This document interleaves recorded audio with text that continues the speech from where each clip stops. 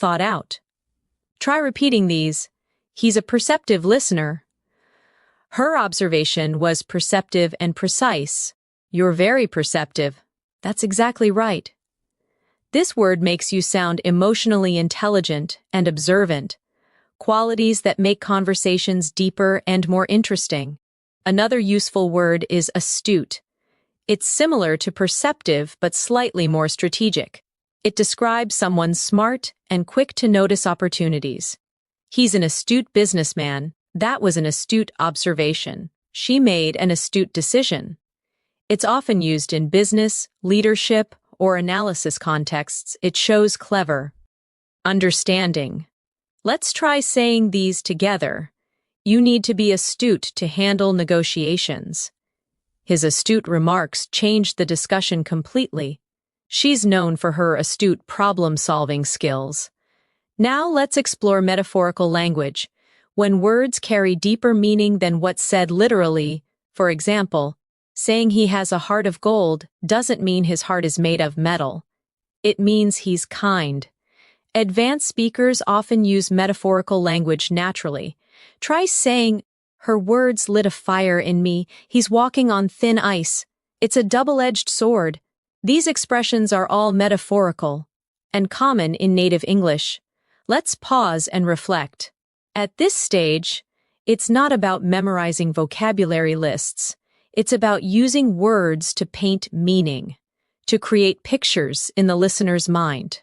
Now let's work with a few advanced adjectives that can instantly enrich your expression. Intriguing, captivating, and fascinating.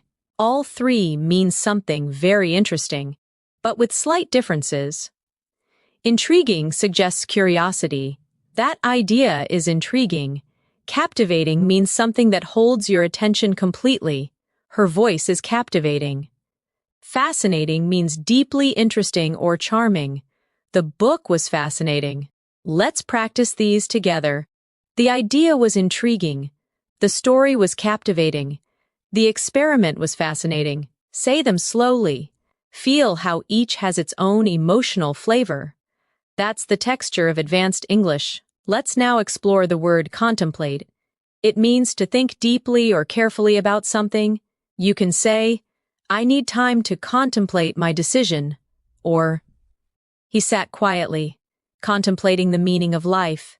It's calm, poetic, and thoughtful, perfect for reflective conversations. Repeat after me. I often contemplate my goals. She contemplated whether she should move abroad. It's important to contemplate before you act. When you start using such words, your speech sounds calm, deliberate, and wise. Now, let's combine these words in a short reflection. Sometimes I sit by the window and contemplate how time changes everything.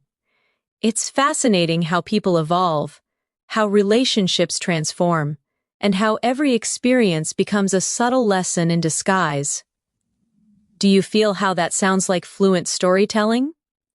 That's the sound of C2 level natural English. Let's move on to another advanced term, sophisticated.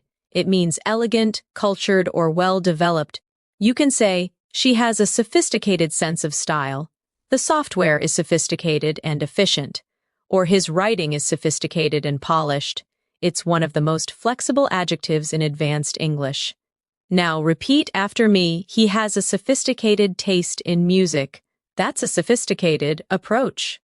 The design is elegant, yet sophisticated.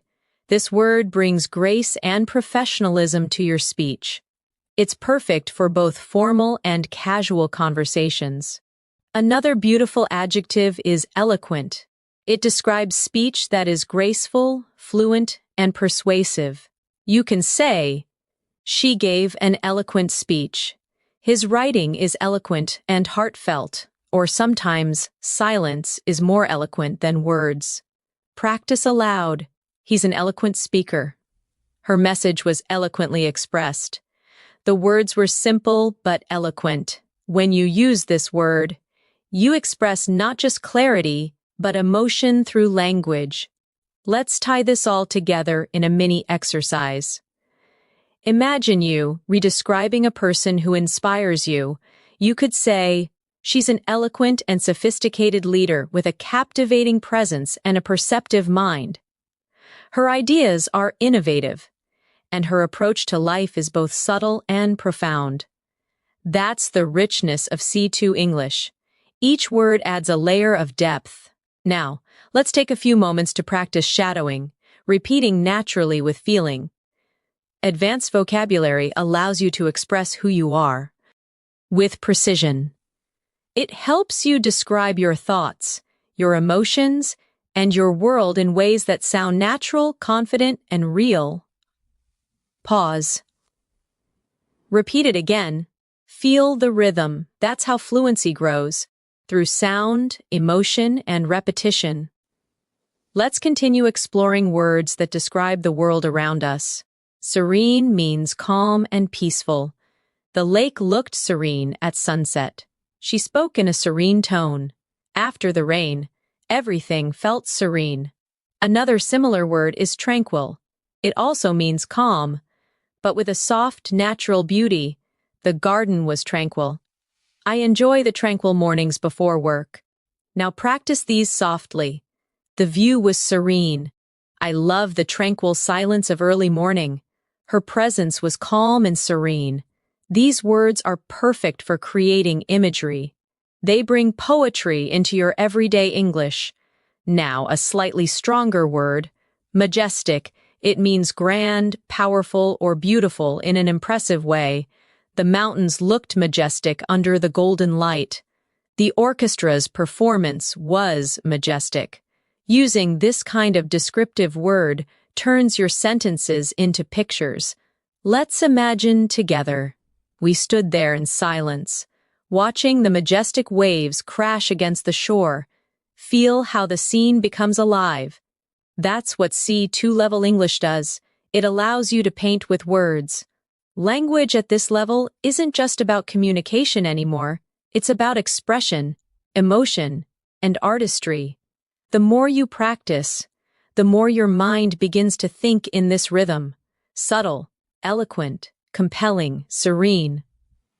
When you reach the C2 level, vocabulary becomes your paintbrush, and every word you choose colors your communication with emotion, precision, and style. You start to realize that a single word can completely change the tone of what you say.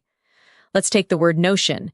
It means an idea, a belief, or a concept, often something abstract. For example, I had a notion that he wasn't telling the truth, or the notion of time fascinates philosophers. It sounds intelligent and reflective, a word used by people who think deeply about the world. Repeat with me slowly. That's an interesting notion. She rejected the notion that success happens overnight. The notion of freedom means different things to different people. See how it adds calm authority to your language? Now let's explore another word, paradox. A paradox is something that seems contradictory, but actually reveals a truth. For example, it's a paradox that sometimes failure leads to success, or the quietest person in the room often has the loudest thoughts. Paradoxical thinking is part of advanced communication. It makes people stop and reflect. Practice these aloud. It's a fascinating paradox. Life is full of paradoxes. Her personality is a paradox, shy yet confident. Each time you use this kind of word, your English becomes not just fluent, but philosophical. Let's move to another important C2 level word, ambivalent. It means having mixed feelings or being uncertain about something. You could say, I'm ambivalent about moving to another city, or he felt ambivalent toward his new job, excited but nervous. Native speakers often use this word when describing complex emotions. Try saying these. She's ambivalent about the decision. I feel ambivalent, torn between two options. His expression was ambivalent, a mix of joy and doubt. Words like this allow you to capture